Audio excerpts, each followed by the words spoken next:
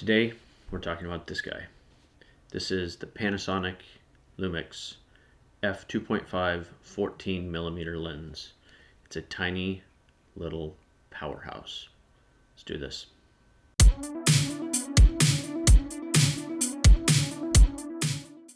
Hey everybody, I'm out here with the ZCam E2 M4 and the Panasonic Lumix 14mm f2.5 pancake lens. On the lens I have a variable ND filter. It's pretty bright out right now, so I'm trying to cut a little bit of the highlights and get some of the nice blue sky that we have today.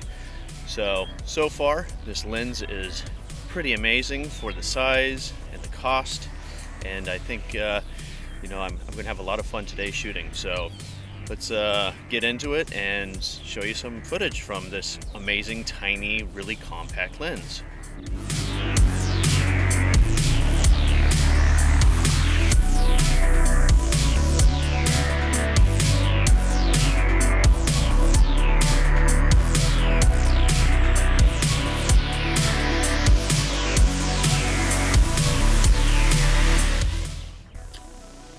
So the reason I picked this little guy up was I wanted something cheap, fast, and small.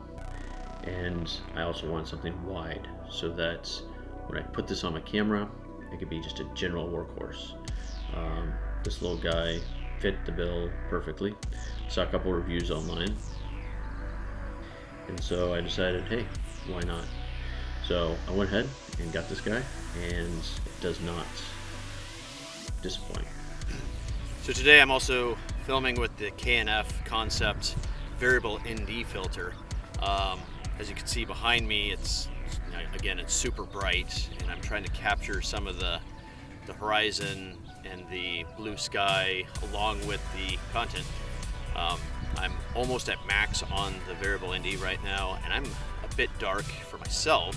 If I had some external lighting or something to highlight me, or a balance board or something with me, I'd be able to bounce it into myself and still be able to retain the mountain behind me, get details from the tree, but still capture the sky. And but the K&F Concept variable ND is doing an excellent job.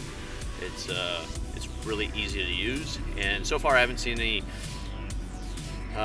sort of aberrations or the X patterns or anything like that. So, and it's relatively small, and it was actually dirt cheap. I think I paid $17 for it off of Amazon. So far I'm super happy with it.